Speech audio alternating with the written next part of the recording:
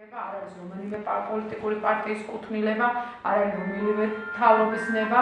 ეს არის ისტორიულად ჩვენი ხალხის არჩევანი, რომლისგანაც საუკუნეების მანძილზე მივისწრაფით და მივდივართ და პერიოდულად წყდება ეს სულა, იმიტომ რომ სხვადასხვა ობიექტური ფაქტორები ამაზე ხა არ ვილაპარაკებ, რა თქმა უნდა.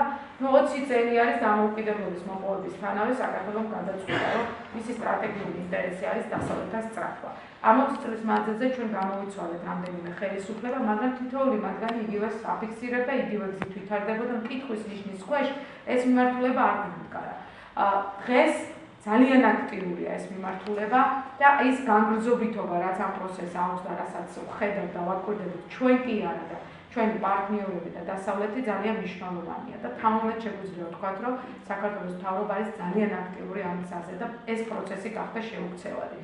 ბოლო პერიოდში, ბოლო დღეებში, რაც დადგა დღის წესრიგში, ამერიკის შეერთებულ შტატებში საქართველოს მთავრობის პრემიერის ვიზიტის შედეგად, ჩვენ გვაქვს ძალიან ძლიერი მხარდაჭერა, საზოგადოების მხრიდან გვაქვს მხარდაჭერა 82%, ევროკავშირის მხრიდან გვაქვს სრული გაგება და პროაქტიული მხარდაჭერა და ძალიან დაჩქარებული ტემპით მიმდინარეობს დღეისათვის ეს პროცესი. ნატოსთან დაკავშირებით ცალკე მოგახსენებთ ინფორმაციას და ევროკავშირთან დაკავშირებით შევეცდები რომ ცალკე და რა ეტაპზე დგას, მინდა რომ ინფორმაცია გქონდეთ უბრალოდ, რომ ზოგადი არ იყოს ეს საუბარი. რა ეტაპზე დგას საქართველოს ნატოში გაწევრიანების გზაზე. ჩვენ ვარ ძალიან ახლოს, ამ 20 წლის განმავლობაში ნაბიჯ-ნაბიჯ, ძალიან რთულა, ძალიან დიდი პრობლემებით, მაგრამ მივედით იმ ეტაპთან, როდესაც უკვე საუბრობთ გაწევრიანებაზე. წელს არის მნიშვნელოვანი წელი, მე უკვე ვთქვი და რატომ არის მნიშვნელოვანი წელი.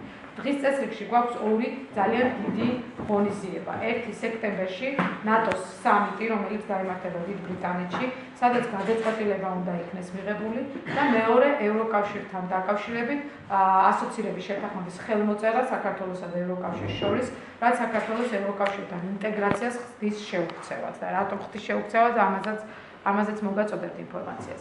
ნატოსთან დაკავშირებით ჩვენ 20 წლის განმავლობაში დამოუკიდებლობისთანავე თანდათან ნაბიჯ-ნაბიჯ დავიწყეთ თანამშრომლობა, გავიარეთ ბევრი ეტაპი, რთული ეტაპი და დღეს მოვედით გაწევრიანებამდე. დღეს საქართველოს მოიაზრება იმ ჯგუფთან ერთად, რომელსაც ასპირანტ ქვეყნებს უწოდებენ, ტელევიზიით გესმით ალბათ თქვენ ეს ტერმინი. ასპირანტი ქვეყნები არის გაწევრიანების სურვილი ქვეყნები და მასში ერთიანდება ბალკანეთის სამი ქვეყანა, ეს არის მაკედონია, მონტენეგრო და ბოსნია-ჰერცეგოვინა. ჩვენ ვართ ამ სამ ქვეყანასთან დაჯგუფებულები აი ამ ასპირანტ ქვეყნების ჯგუფში, რომლებიც სამომავლოდ გაწევრიანების ეტაპზე უნდა იყოს გათვალისწინებული. ის რომ საქართველოს უნდა გახდეს ნატოს წევრი, ეს უკვე შეთანხმება არის ნატოში, მაგრამ როდის და როგორ, ახლა ამაზე არის საუბარი. რაც ხდება უკრაინაში, პირდაპირ ასახვას იქონიებს ამ პროცესზე, როდის და როგორ გაწევრიანდება. ისე რომ ჩვენ გაწევრიანების აი ამ სამ ქვეყანას, რომელიც მე ვახსენე, აქვს გაწევრიანების სამოქმედო გეგმა, ეგრეთ წოდებული მაპი. რაც ჩვენ 2008 წელს ველოდებოდით, მაგრამ უარი მივიღეთ. და სამაგეროდ ჩვენ მივიღეთ წლიური ეროვნული პროგრამა და ნატო საქართველოს კომისია. ეს არის პრინციპში მაპი, რასაც უძახეთ ზუსტად, ანუ რომ მივიღებთ ჩვენ მაპს, ამავე ფორმატში გაგრძელდება ურთიერთობა. ეს არანაირად არ შეცვლის ჩვენს ნატოსთან თანამშრომლობის ტემპს, იმიტომ რომ ჩვენ ამ რეფორმებს უკვე ვახორციელებთ. ეს არის მხოლოდ სტატუსი, პოლიტიკური სტატუსი, რომ შენ ხარ უკვე გაწევრიანების პრეტენდენტი ქვეყანა, რომელიც გახარ გაწევრიანების გზაზე. ეს არის სწორედ გაწევრიანების სამოქმედო გეგმა, გაწევრიანების ინსტრუმენტი.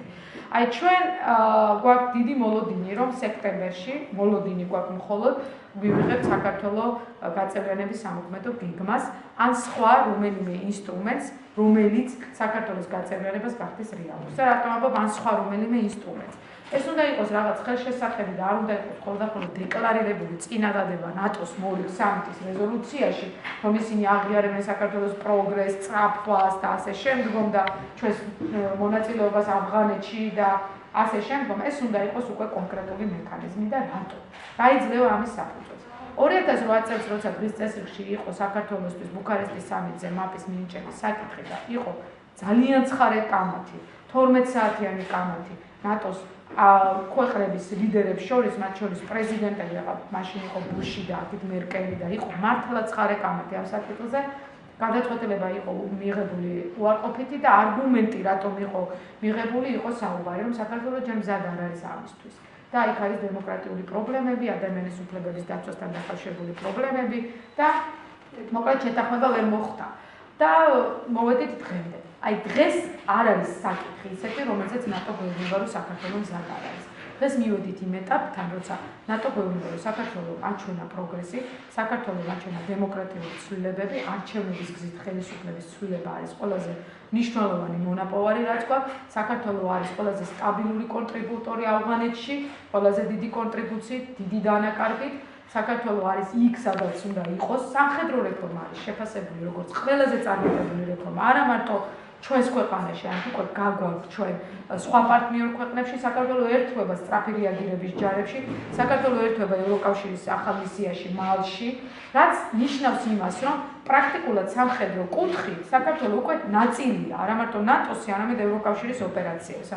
ჩვენ თანაბარ დონეზე ვდგავართ მათთან. როცა საუბარი არის ჩვენი ჯარის თავსებადობასთან, სულ მუდმივად გქონდა საუბარი, რომ ფურცლებზე გვეწერა, რომ თავსებადია, ამას ვაკმაყოფილებთ, ამ პუნქტს, აქვით. აი ავღანეთმა ჩვენს ქვეყანას მისცა ის, რომ ჩვენ უკვე პუნქტებს კი აღარ ვნიშნავთ, რომ ეს შესრულებულია. ავღანეთში ცხადი გახდა, რომ ჩვენი ბიჭები და ჩვენი სამხედრო ძალის მოღვაწეობა არის ზუსტად იმ დონეზე და იმდენად თავსებადი ნატოს წევრი ქვეყნების ჯარებთან, რომ ისინი ჩვენს სწრაფი რეაგირების ჯარებში ნაცვლად 5 წლის და 3 წლიანი სერტიფიცირებისა 1 წელში გვთავენ. ეს არის ძალიან დიდი მონაპოვარი და ყველაზე მეტად დადასტურება იმისა, რომ ჩვენ შეგვიძლია მათთან ერთად ბრძოლა და სრული სპექტრის ოპერაციების წარმოება, რაც ფასდაუდებელი არის საქართველოს ნატოში ინტეგრაციის გზაზე და ჩვენ სამხედრო მოსამსახურეებს ნამდვილად მადლობა ეკუთვნის ამ გზაზე და ისინი სწორედ ჩვენს ეროვნულ ინტერესებს იცავენ და არ რაღაც ავღანურ იდეალებს. ამისთვის კიდევ ერთხელ მადლობას ვუხდი მათ. მე მინდა უბრალოდ თქვა ის რითიც ჩვენ არგუმენტები გვაქვს ნატოსთან თანამშრომლობის და ნატოსთან დიალოგის დროს. ეს არის პირველი ჩვენი ავღანეთში წარმატებული მოღვაწეობა და მეორე საზოგადოების მხარდაჭერა, რაც არის 91% დღეს. აი, მუდმივად აკვირდებიან ისინი, რომ როგორი სტაბილური არის თუ არა მხარდაჭერა. მოქმედებს თუ არა გარე ფაქტორები მასზე. იმოქმედა თუ არა რუსეთ-საქართველოს ომმა 2008 წელში. იმოქმედა თუ არა არჩევნებმა და ასე შემდეგ და ასე შემდეგ. თავად შეგვიძლია ვთქვათ, რომ აი ეს პროცენტი ყოველთვის მორყეობს 70 და 85% შორის. პრაქტიკულად გვაქვს კონსენსუსი ამ საკითხზე და ამას უკვე წყალი აღარ გაუდის და აღარ კითხულობენ, რომ მყარია, არ არის მყარი, როგორია. ეხლა საუბარი არის გაცნობიერებულ მხარდაჭერაზე, რომ კი მხარს უჭერთ, მაგრამ ვიცით, რას უჭერთ მხარს.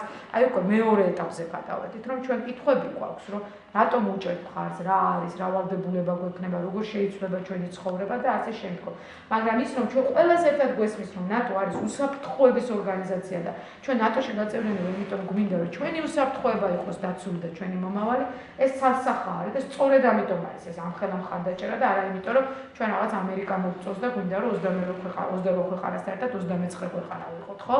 ეს უკვე ყველას სასახად ესმის. ან ეს არის ის ორი ფაქტორი, რითიც ნატო ჩვენ როცა გვესაუბრება, პირველ ადგილებს იკავებს და არგუმენტებია პრაქტიკულად რატომაც უნდა საქართველოს გადავიდეს შემდგომ ეტაპზე. რაც მე წერან ვახსენე დემოკრატიული განვითარება, ამ ხრივ მათ კითხვები არ აქვთ. განა იმიტომ რომ იდეალურია ყველაფერი და შენიშვნა არ აქვთ და ეს იმიტომ რომ ყველას ესმის მათაც და ჩვენც ეს პროცესი. ეს პროცესი უნდა განვითარდეს. ჩვენ რო გავხდებით ნატოს წევრები, შემდეგაც უნდა განვითარდეს. ხო არ დავამთავრებთ ცხოვრებას. ეს პროცესი უნდა განვითარდეს მუდმივად. ისინი აკვირდებიან, რომ გზა და გეზი არის სწორი, მიმართულება არის სწორი და პროცესი ვითარდება და პროცესის განგრძობითობა არის თავად. აი ამ ხრივ სწორედ მათ ის არგუმენტები გამოეცალათ ხელი და რაც აქამდე ჰქონდათ. ამიტომ ვიძახით, რომ ჩვენ ახლა და გარდა ამისა ყველაფერ ამას ემატება გეოპოლიტიკური მდგომარეობა, რაც შეიქმნა უკრაინაში შექმნილი კრიზისის შედეგად, რომელიც ნათელს ხდის, რომ გადაწყვეტილება უნდა იყოს მიღებული სწრაფად და გადაწყვეტილება უნდა იყოს ეფექტური. იმიტომ რომ აქ ჩვენს მომავალზე აღარ არის მარტო საუბარი, აქ საუბარი არის თვითონ ნატოს მომავალზე, რუსეთის მომავალზე, რეგიონის მომავალზე. ამიტომ ძალიან სწრაფი გადაწყვეტილების მოლოდინში ვართ ჩვენ. თუმცა რა იქნება ეს გადაწყვეტილება, ისევ და ისევ არ ვიცით. საუბრობთ გაწევრიანების სამოქმედო გეგმაზე, მაგრამ არის ალტერნატივა, რომ თქვან მათ, რომ ჩვენ გაწევრიანების სამოქმედო გეგმის გარეშე შევართ ნატოში და ის მექანიზმები, რაც უკვე გვაქვს, პრაქტიკულად გაწევრიანების სამოქმედო გეგმაა. მათი წონა პოლიტიკურად ერთი და იგივეა. ჩვენ გაწევრიანების სამოქმედო გეგმა უსაფრთხოების გოგას არ გვაძლევს. ეს მხოლოდ და მხოლოდ პოლიტიკური ინსტრუმენტი არის. ამიტომ თუ ისინი ან იმ წინადადება შემოგთავაზებენ, რომ ჩვენ მაპის გარეშე გავხდებით ნატოს წევრები, უნდა ჩავთვალოთ, რომ ჩვენ პრაქტიკულად გაწევრიანების მექანიზმი გვაქვს. ამიტომ აი ამ მოლოდინში შეიძლება რაღაც მესამე იყოს, მაგრამ თავარი არის, რომ მე პროცესს ესე ვხედავ, ახლა საუბარი არის, რომ რამდენად ეფექტური არის ნატო. როგორ შეძლებს ნატო ჩვენ ყველაფერი შევასრულებთ, ყველაფერია სახეზე. სანამდე შეიძლება ეს პროცესი გაწეროს, ხო? აქ მესამე გავლენა, მესამე ძალა ახდენს გავლენას და თუ ნატო აღიარებს, რომ მის გადაწყვეტილებაზე ახდენს მესამე ძალა გავლენას, ნიშნავს, რომ ეს გადაწყვეტილებას ვეღარ მიიღებს, იმიტომ რომ ყველაფერს დაბლოკავს მაშინ. უკრაინას დაბლოკავს, საქართველოს დაბლოკავს, შემდგომ ბალტიისპირეთია, პოლონეთია და ასე შემდეგ და ასე შემდეგ. ეს უკვე ცხადი გახდა და ამიტომ ეს შესაძლებლობები რეალურია. მე ვფიქრობ, რომ ჩვენი მიზანმიმართული სულა სწორედ ესეთი სულა და სტრატეგიული მოთმინება ნატოსკენ საბოლოოდ შედეგს გამოიღებს. რა თქმა უნდა, კითხვა ისმევა, რომ ნატოში გაწევრიანება ჩვენ ტერიტორიების დაკარგვას ხო არ გამოიწვევს და როგორ შეიძლება ნატოში გავწევრიანდეთ, როცა ტერიტორიები არის ოკუპირებული და საოკუპაციო ჯარი დგას ამ ტერიტორიაზე. აქაც არის პასუხი და მაგალითები ისტორიაში. საქართველოს გაწევრიანება მხოლოდ და მხოლოდ შეიძლება მოვიაზროთ იმ შემთხვევაში, თუ მხოლოდ და მხოლოდ საერთაშორისოდ აღიარებულ საზღვრებში. ანუ აფხაზეთის და ოსეთის ამჟამად ოკუპირებული ტერიტორიები ისევე არის საერთაშორისო სამართალში საქართველოს ტერიტორია, როგორც კახეთი. ეს არის საერთაშორისო სამართალში. და სწორედ ესე მიმდინარეობს ლაპარაკი და მსჯელობა, იმიტომ რომ იქ ამ ოკუპირებულ ტერიტორიებზე არ მიდის როგორც ცალკე განყენებულ ტერიტორიებზე საუბარი. ოკუპაციას ხშირად გვესმის ტელევიზიით, რომ აი სიტყვა ოკუპაცია გაჟღერდა ამ რეზოლუციაში, სიტყვა ოკუპაცია გაჟღერდა იქ, იმან ახსენა, ამან ახსენა. რატომ აქვს ამას მნიშვნელობა? იმიტომ რომ საერთაშორისო სამართალში ოკუპაციას აუცილებლად მოყვება დეოკუპაცია. სანამ მისი სტატუსი იქნება ოკუპირებული, ჩვენ ყოველთვის გვაქვს შანსი, რომ მისი დეოკუპაცია მოხდეს.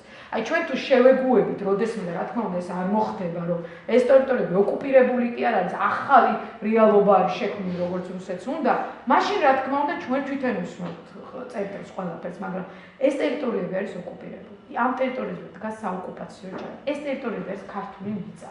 ჩვენ სანამ ამას ჩვენ თვითონ ჩვენში ასე ვიფიქრებთ და სანამ ჩვენი საერთაშორისო საზოგადოებაც ამას მოყვება, პერსპექტივა ძალიან დიდია და რეალურია. უბრალოდ აქაც მოთმინების საკითხი არის და ცხადია, რომ სამხედრო ძალით ჩვენ ვერაფერს ვერ გავხდებით, აი ამ სტრატეგიული მოთმინები და საერთაშორისო მხარდაჭერით თუ შევძლებთ რამეს.